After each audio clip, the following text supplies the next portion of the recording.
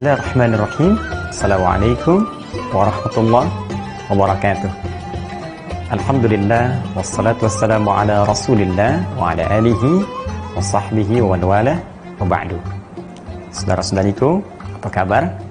Saya bermohon pada Allah Subhanahu wa taala semoga kita senantiasa disehatkan, dirahmati dan diberkahi oleh Allah Subhanahu wa taala.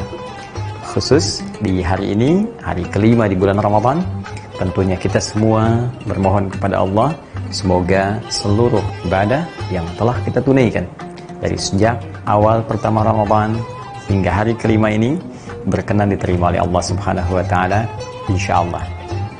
Baik, pada edisi Aku Suka yang kelima ini kita akan coba lanjutkan pembahasan di pertemuan yang lalu tentang satu keutamaan ibadah yang terdapat di bulan Ramadan yang disebut oleh Nabi Sallallahu Alaihi Wasallam dengan qiyam Ramadan atau qiyam Ramadan. Qiyam Ramadan. Ini sangat menarik karena ibadah puasanya disebut siyam. Ya, ibadahnya disebut siyam dalam arti puasa.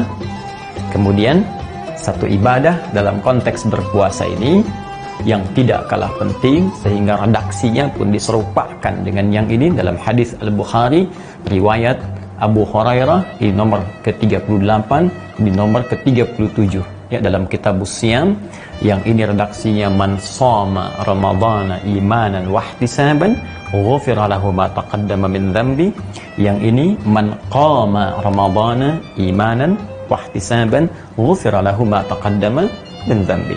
Secara singkat, kemarin kita telah uraikan bahwa ibadah qiyam ini berupa salat yang ditunaikan di malam-malam Ramadan yang memberikan dampak luar biasa berupa anugerah Allah Subhanahu wa taala yang bisa menggugurkan semua dosa-dosa yang pernah dikerjakan dari sejak balik sampai proses qiyam itu dilangsungkan.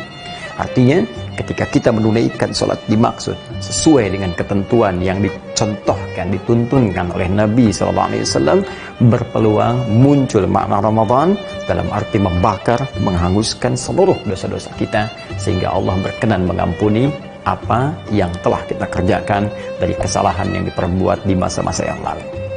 Nah, di pertemuan yang lalu kita telah ketahui bahwa formulasi bilangan sholat ini, bilangannya ya, pertama tidak terbatas dikerjakan berdasar hadis riwayat Muslim dari sahabat Ibnu Umar radhiyallahu taala anhuma nomor hadis 749 telah kita tuntaskan di pertemuan lalu. Namun demikian standar, bilangan standar ya dari Nabi sallallahu alaihi wasallam yang bisa dilacak lewat hadis-hadis yang sampai kepada kita adalah berdapat 11 rakaat ya, dengan formulasi bisa 2 plus 2 plus 2 plus 2 kemudian 1 ya. Kalau Anda ingin jadikan ini 2 plus 2 plus 2 plus 2 plus 2 10 ya, bilangan rakaat qiyamnya ditambah dengan 1 untuk witirnya. Bisa juga kalau Anda tunaikan 2 2 2 2 ini 48 plus 3 ya, jadi di sini bisa 8 plus 3. Bisa formulasinya kita ambil 4 plus 4 ya, kemudian plus 3 berjumlah 11 rakaat. Yang ini formulasi ditemukan kemarin telah kita tuntaskan di Abu Daud nomor hadis 1367, rawinya sahabat Ibnu Abbas radhiyallahu taala anhuma. Sedangkan yang ini ditemukan dalam kitab Sahih Al-Bukhari riwayat Ummul Mukminin Sayyidah Aisyah radhiyallahu taala anha nomor hadis 2008. Nah, di sini kita berhenti kemarin tentang jumlah bilangan salat malam yang disebut dengan qiyam itu. Sekarang yang akan kita fokus bahas adalah tentang sifat, cara bagaimana Nabi menunaikan salat dimaksud. Seperti apa bacaannya, seperti apa beliau dalam proses penunaiannya, sehingga dengan itu bisa meraih apa yang dijanjikan oleh Allah melalui lisan Nabi SAW, ampunan yang diturunkan dalam proses penunaian salat dimaksud. Baik, kalau kita melihat kembali keterangan hadis dari Sayyidah Aisyah radhiyallahu taala anha yang tercantum dalam kitab Sahih Al-Bukhari, ya, yang menjelaskan tentang sifat salat malam Nabi Sallallahu Alaihi Wasallam. Ya, ketika beliau ditanya oleh beberapa orang sahabat, ya, tersebut dalam riwayat ada sahabat Abdullah bin Mas'ud radhiyallahu taala anhu, Hudzaifah al-Yamani radhiyallahu taala anhu, juga nanti ada sahabat Ubay bin Ka'ab radhiyallahu taala anhu. Ya, ja'u ila sayyidati Aisyah radhiyallahu taala anha, mereka datang kepada Sayyidah Aisyah radhiyallahu taala anha untuk bertanya tentang sifat salat malam Nabi sallallahu alaihi wasallam. Selain menyebutkan tentang bilangan yusalli arba'an, thumma yusalli arba'an, thumma yusalli thalathan, ya, beliau salat 4 rakaat, kemudian 3. Yang paling menarik, Sayyidah Aisyah juga memberikan gambaran sifat salatnya. Apa kata beliau? Kata beliau, la tas'al an husnihinna wa tulihinna. La tas'al, tapi jangan tanyakan an husnihinna, tentang bagusnya, ya, bacaan dan salat beliau itu, wa tulihinna, dan panjangnya. Masya Allah. Jadi sudah salatnya bagus, enak, bacaannya pun panjang. Maka penasaran dari situ, beberapa sahabat ini memutuskan kemudian untuk bisa tahu tentang keadaan sifat salat Nabi ini. Karena itu dalam beberapa waktu mereka pernah salat di belakang Nabi Sallallahu Alaihi Wasallam. Maka apa komentar dari sahabat Hudzaifah al-Yamani ketika salat di belakang Nabi Sallallahu Alaihi Wasallam? Kata beliau, wallahi tidak ada salat yang paling nikmat kecuali salat di belakang Nabi. Jika membaca ayat doa, beliau berdoa. Jika membaca ayat-ayat tentang ampunan, memohon ampunan untuk umatnya. Jika ada ayat-ayat tentang surga, berhenti sejenak, memohon supaya diberikan kenikmatan surga. Demikianlah kemudian tak terasa rakaat pertama itu, tak terasa 100 ayat dibacakan. Masya Allah. Jadi dari 11 ini bisa dibayangkan kalau rakaat pertamanya 100 ayat. Ya. Karena itu kata Sayyidah Aisyah, jangan tanya bagaimana panjangnya, jangan tanya bagaimana bagusnya. Ya, kemudian Abdullah bin Mas'ud juga penasaran. Ya, esoknya kemudian beberapa waktu atau setelahnya ikut sholat di belakang Nabi, beliau berkomentar, nikmat sholat di belakang Nabi itu. Ya, dan aku kira 100 ayat itu akan ruku, ternyata diteruskan sampai selesai Al-Baqarah 286 ayat. Aku kira akan ruku, ternyata disambungkan Ali Imran sampai 200 ayat. Aku kira akan ruku, ternyata nyambung ke An-Nisa 176 ayat. Ternyata 1 rakaat itu dalam periode beliau jadi makmum di belakang Nabi itu, ternyata 5 juz 4 halaman baru ruku. Anda terbayang? Jadi pengalaman sahabat Abdullah bin Mas'ud radhiyallahu taala anhu salat di belakang Nabi 1 rakaat bisa 5 juz 4 halaman. Masya Allah. Terbayang ya? Nah, ini kualitasnya. Jadi Anda bisa nggak bayangkan dari sisi bilangan ini yang terkait dengan panjang bacaan ayatnya, kira-kira kalau sekarang ada imam kemudian makmumnya di belakang, bisa bertahan nggak kalau imamnya membaca rakaat pertama 100 ayat, rakaat kedua 100 ayat, sampai sholatnya misalnya 11 rakaat? Saya kebayang nggak? Kira-kira, mohon maaf ini ya, kira-kira ketika imam kemudian salam, lihat ke belakang, berapa yang tersisa? Jangan-jangan yang tersisa malaikat yang tak nampak. Ya, begitu assalamualaikum, jamaah sudah bubar semua. Baik. Nah, ini yang saya ingin maksudkan, ini yang menjadikan kemudian sepeninggal Nabi Sallallahu Alaihi Wasallam, kemudian Islam semakin meluas. Beberapa sahabat melihat bahwa kualitas umat setelahnya tidak seperti umat-umat sebelumnya yang bisa bertahan lama dalam sholat, yang bisa bernikmat-nikmat dalam menunaikan sholat malam. Ya, ternyata ada yang tak mampu bertahan lama. Akhirnya Umar bin Khattab radhiyallahu taala anhu menginisiasi bagaimana caranya tetap bertahan, bacaannya bisa panjang 100 ayat atau 5 juz, kan? Tidak hilang dalam suasana salat ini. Tapi orang juga tidak mampu harus bertahan lama-lama berdiri, maka bagaimana berdirinya, masanya bisa dikurangi, tak terlampau panjang, tapi kemudian ayatnya pun tak berkurang. Maka Umar yang jenius itu melihat kembali hadis Nabi SAW yang di hadis Muslim itu, nomor hadis 749.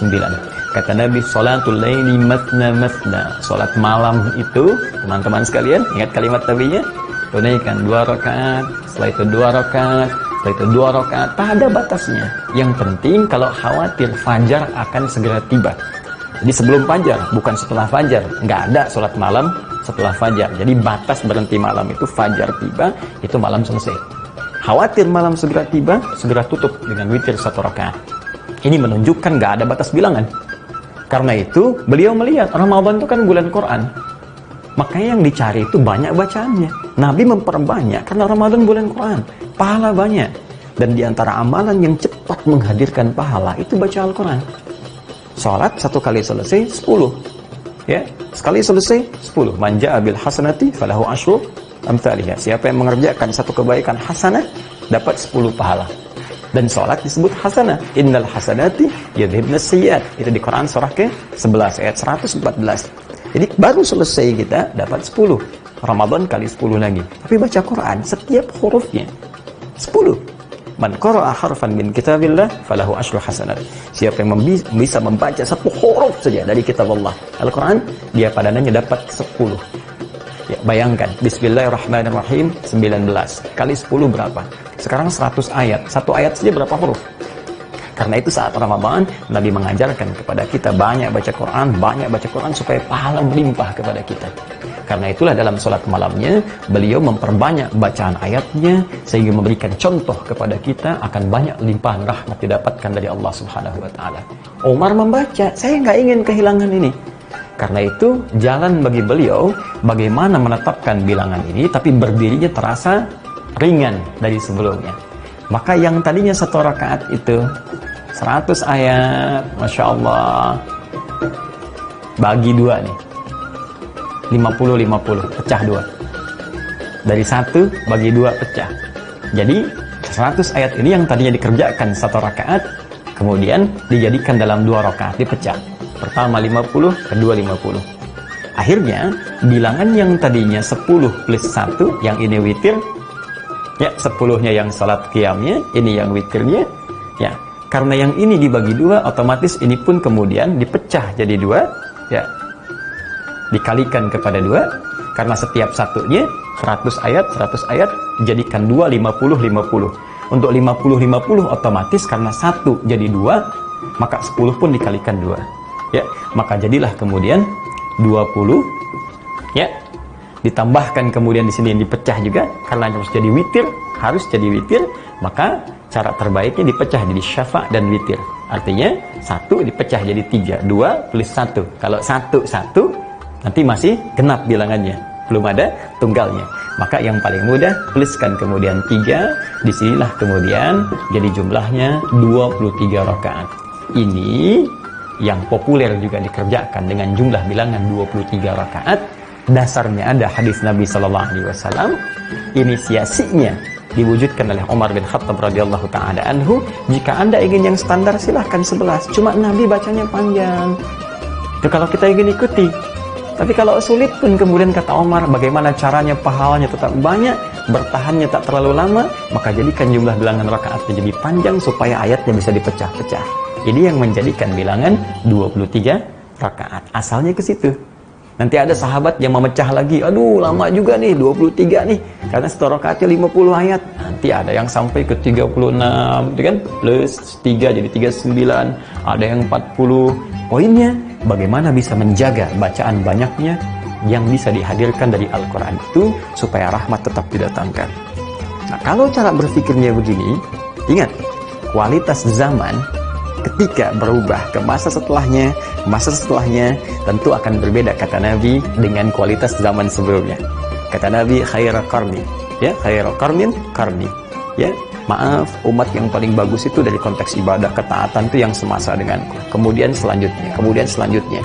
Jadi kalau umat dulu bertahan 100 ayat di belakang Nabi, umat setelahnya bertahan 50 ayat, umat setelahnya bertahan 40 ayat, mungkin sampai kita ini umat yang bertahan di belakang imam 5 ayat, 4 ayat, ya. Itu standar. Jadi tak mengapa kalaupun ada orang 11 rakaat, 1 rakaatnya misalnya dibaca 4 ayat, boleh. Dibaca 5 ayat, boleh. Ya, tapi kalau kita bisa tambahkan dari setiap hari meningkat akan lebih baik. Jangan sampai begini. Jangan sampai misalnya sudah 11 rakaat, Yang dipilih misalnya yang sangat pendek luar biasa. Atau jangan-jangan cuma potongannya aja. Allahu Akbar waladhdallin. Selesai Yasin. Oh, dikirakan panjang. Allahu Akbar. Ya. Nah, itu tidak elok rasanya. Jadi silahkan ambil yang standar. Atau jangan tertukar juga begini. Yang 11 rakaat bisa baca surat-surat bagus. Selesai 11 rakaat 1 jam, 60 menit selesai. Ya. Tarawih jam 8, 20.00, selesai jam 9, 21.00. Ya, yang ini selesai 1 jam. Kok bisa yang 23 rakaat selesai 7 menit? Allahu Akbar, Allahu Akbar, Allahu Akbar, Allahu Akbar. Nah, ini juga jadi pertanyaan. Ya, jangan jadikan dalil khusus untuk yang umum. Kita ambil spesifikasi dulu.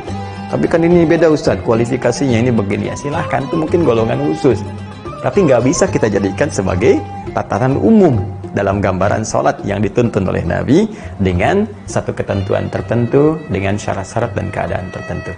Jadi, saya ingin ambil poinnya, bahwa dalam konteks penunaian 11 ataukah 23, ini contohnya ada, diikat dengan dalil-dalil, tersambung sampai ke Nabi SAW, dan tidak perlu menjadi bahan perdebatan. Awas, ini nggak ada kaitan antara NU Muhammadiyah. Ya, yang Muhammadiyah 11, yang NU 23. Apa yang lain katakan nih sahabat ini NU, sahabat ini Muhammadiyah, kan tidak. Jangan ya. Baik, dan kita saling menghormati. Alhamdulillah, ada saudara kita dari NU, kita hormati. Saudara kita yang Muhammadiyah, kita hormati. Masya Allah, kalau semuanya bisa rukun dengan baik, maka akan kuat dan dahsyat ya kerukunan keislaman di Indonesia ini, memberikan inspirasi. Ya, inspirasi bukan hanya untuk umat di dalam, tapi juga insya Allah untuk di dunia. Itu poinnya. Nah, sekarang bagian terakhir yang ingin kita ungkapkan di konteks sholat ini, Ustadz, selain bacaannya tadi bagaimana keadaannya Nabi ketika sholat kepada makmum? Ternyata kata sahabat itu Masya Allah, enak, bacanya terasa menyentuh kepada jiwa, ada getaran dalam roh kita. Dan setiap selesai 2 rakaat beliau, ya, ataupun 4 rakaat dalam riwayat Sayyidah Aisyah, duduk dulu, santai dulu, zikir dulu, Allahumma innaka afuwun tuhibbul afwa fa'fu anni. Setelah itu bangkit sholat lagi, santai. Sesuatu yang dikerjakan dengan santai, yang setiap gerakan dan bacaannya ada pengaruh kepada roh, kepada jiwa. Roh itu disebut dengan tarwihah dalam bahasa Arab. Tarwihatun. Nah, seperti ini ya. Tarwihah. Tarwihatun. Tarwihatun. Ya. Rawahai rawwihu tarwihah. Akar saya kata roh. Sesuatu yang menenangkan, berdampak kepada jiwa, santai, enak. Jadi begitu dibaca itu ada getaran ke jiwa kita. Baca ayat-ayat surga, pengen ke surga. Baca ayat neraka, takut, ingin tobat, sehingga minta ampun pada Allah, mengalir, tak sadar air mata kita mengalir. Ampuni saya Allah yang selama ini jauh darimu, selama ini jarang ibadah, selama ini nggak sadar kalau kematian itu mengintai, selama ini nggak sadar kalau semua yang ada pada diriku akan dihisab. Tiba kemudian jatuh air mata kita. Itu yang dimaksud tarwihah namanya. Kalau sekali dikerjakan. Tapi kalau 2 kali dikerjakan, 3 kali dikerjakan, 4 kali dikerjakan, 11 kali dikerjakan, 23 kali dikerjakan, maka bentuknya jama' dari tarwihah menjadi tarawih. Jadi asalnya. Ya. Tarawih. Nah, inilah kemudian yang kita kenal dengan sholat tarawih. Jadi sebetulnya sholat tarawih itu yang disebut qiyam tadi. Di tarawih itu sifatnya. Kalau ingin menunaikan sholat ini sehingga mendapatkan manfaatnya yang disebutkan oleh Nabi tadi, berpeluang diampuni dosa kita, nyaman roh kita, maka kerjakan dengan tarawih. Kerjakan dengan tenang, jangan buru-buru. Kerjakan dengan nyaman. Sehingga kalau ada imamnya baca bacaan yang bagus, sehingga terkesan kepada jiwa makmumnya. Dibacakan dengan santai, duduk dulu, doa dulu, sehingga terasa kenikmatannya. Jadi begitu kenikmatan itu dirasakan, itu yang mendatangkan ampunan Allah Subhanahu wa taala. Ghufira lahu ma taqaddama min dzambi. Jadi jangan sampai terjadi begini, hanya Anda bangun sholat tapi ke jiwa nggak ada perubahan, ke hati nggak ada rasa. Itu yang diisyaratkan Nabi, rubba qa'imin laisa lahu min qiyamihi illa sahar. Ya, kata Nabi, nanti tidak sedikit ada orang bangun menunaikan qiyam tapi nggak dapat apapun dalam qiyamnya kecuali lelah saja berdiri, begadang saja menghabiskan malam, lelah. Itu yang dikhawatirkan oleh Nabi sallallahu alaihi wasallam, dan hadisnya sahih. Hadisnya sahih. Karena itu para ulama mempopulerkan nama tarawihnya dibandingkan dengan qiyamnya, karena orang sudah mengerti semua bangun itu pasti qiyam, tapi tidak semua yang qiyam bisa punya sifat tarawih. Seakan ingin mengatakan kepada kita, kalau Anda bangun di malam ini jangan sia-siakan, karena belum tentu semua malam itu bisa Ramadan. Kerjakan dengan tarawih. Itu maksudnya. Nah, sekarang apakah mengerjakan tarawih di masjid sama dengan di rumah, khususnya dalam situasi lockdown seperti ini? Nah, bagaimana cara kita mempraktekannya?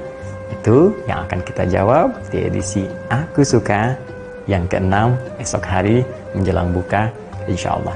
Demikian yang saya sampaikan, semoga bermanfaat. Mohon maaf jika ada khilaf. Subhanakallahumma wa bihamdika asyhadu an la ilaha illa anta astaghfiruka wa atubu ilaik. Wa akhiru da'wana alhamdulillahi rabbil alamin. Assalamualaikum warahmatullahi wabarakatuh.